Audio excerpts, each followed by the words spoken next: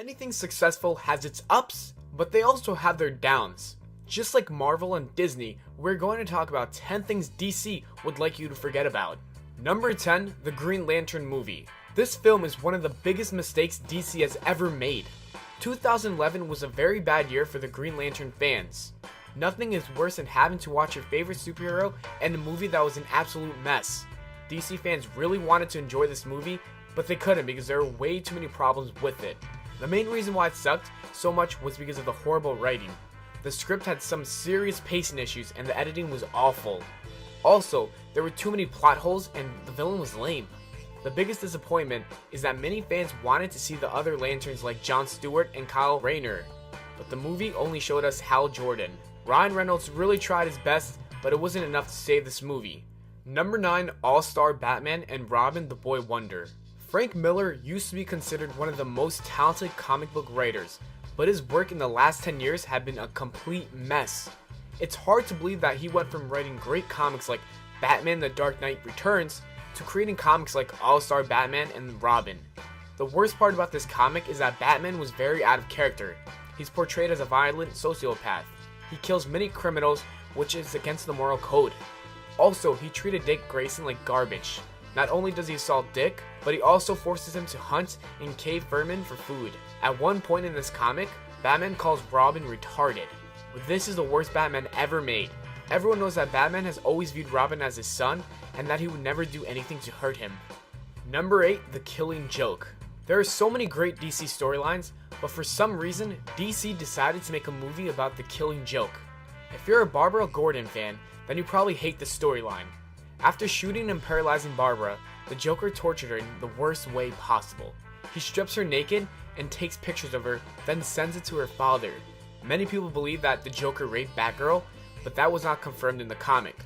It's obvious that the writers didn't really care about Batgirl and only made the storyline as a plot device to further Batman's story. This is already bad enough, but the movie somehow made it even worse. Barbara and Bruce have sex in the animated film, which literally made every fan puke. They have always seen each other as family, so making them have sex is absolutely disgusting. Number 7, Red Arrow becoming a heroin addict. Roy Harper is one of the most complicated characters in the DC universe. He's been through hell and back. In the comic, he becomes an anti-hero for many reasons.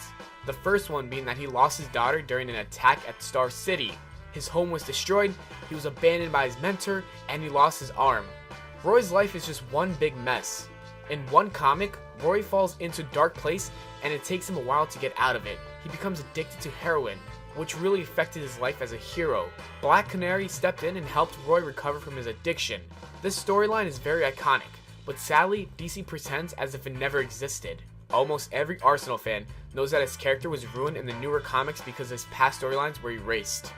Number 6, Superman and Wonder Woman as a couple. No one knows what DC was thinking when they decided to make these two characters fall in love. They have a great friendship, but they just don't make any sense as a couple.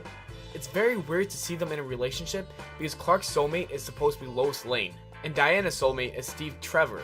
They had their own comic book series in N52, and they were a couple in the DC animated universe. Rebirth is the greatest thing to ever happen because it ended their relationship. Everyone knows that these characters are much better when they are not together. Clark is finally married to Lois and even has a child with her in Rebirth. Diana is getting over her relationship with Superman and will most likely get back with Steve. Number 5, too many characters way too soon. If the Justice League does not learn from the Avengers Age of Ultron's mistake, then they're gonna really get hurt badly because there is a huge problem. There are way too many big name superheroes set to appear in the Justice League. Half of them are not even in their own solo movie yet. So the question is, how the hell are the Warner Brothers going to even remotely have any character development for them and do justice to the characters without either making an absolute god-awful superhero movie mashup or create a 5-hour long movie that goes into great detail about each and every single character. We had 2 Captain America movies, 3 Iron Man movies, 2 Thor movies, and an Avengers movies to set up the character development before we saw Avengers Age of Ultron. Without those, I don't think we would have connected or cared about the Avengers as much. Number 4, 2 different universes, 2 different problems. DC faces a really big problem that's going to come to a full circle and bite them in the butt. They choose to make a separate TV universe from their movie universe. Initially, that sounded promising until a problem arose. The problem is that not only are fans going to be absolutely confused with different events and characters, but fans are going to prefer other actors. For example, what happens when we have two different Flashes running around? Will we vote for Ezra Miller or stay loyal to Grant Gustin? Some people believe that the Warner Brothers decided to go for the lazier and faster options of having two different universes in order to catch up with Marvel. Regardless if that's true or not, there are going to be problems with both universes. DC will be hurt more in the long run because unlike Marvel, they won't be able to fix their movies with a simple TV show explanation. In a nutshell, Warner Brothers just positioned themselves in a terrible spot to be at. Number 3, Wonder Woman is carrying the DCEU. DC put too much pressure on Gal Gadot playing Wonder Woman. For as long as DC movies have existed, DC has been forced to survive on multiple Batman and Superman reboots. Wonder Woman tried to come in swinging a few times in her own movie, but ended up failing. Now, the DCEU has the opportunity of a lifetime. The time is right. Since they nailed Wonder Woman and Batman vs Superman, they let her have her own solo movie and it could be the best thing for a superhero genre. The problem is that the world is waiting to see if this is the Wonder Woman they've been wanting for so long. If it's not, then everything that has to do with the DC universe is going to eventually fail. If the Warner Brothers cannot even get Wonder Woman to succeed in their universe, how in the world are they going to convince fans into seeing Aquaman or a new Green Lantern movie?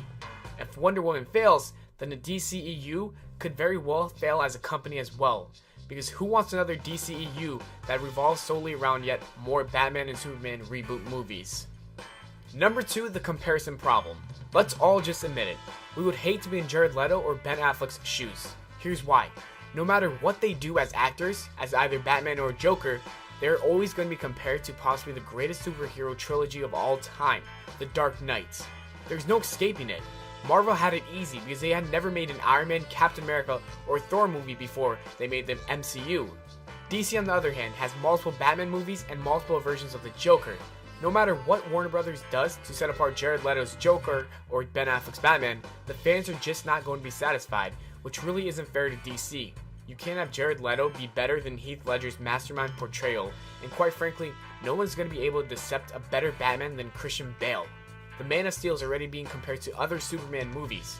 Wonder Woman is obviously going to be compared to her past movies, and the Green Lantern won't be able to escape his past movie. And number 1, Rotten Tomatoes. Marvel has done great with Rotten Tomatoes getting high scores from the 80s to the 90s and almost near the hundreds. But on the other hand, DC has not been so great, and that's another reason most of their movies have been dropping like flies. Whenever a movie from DC is announced, such as Batman vs Superman or Suicide Squad, the world talks about it for days and weeks. Everyone is excited, and then when Rotten Tomato viewers watch it, it gets a low score. Batman vs Superman got a 28%, and Suicide Squad got a 27%. Clearly something is wrong that the critics don't like. And until DC can change that, a lot of the viewers are going to go based on the Rotten Tomatoes opinions. DC would probably want you to forget about all the scores except for the Batman trilogy, because those were just godlike. As always guys, thanks for watching the video. I hope you all enjoyed. If you did, leave a like and subscribe for more. Don't forget to comment down what you want to see next. I will see you all in the next video.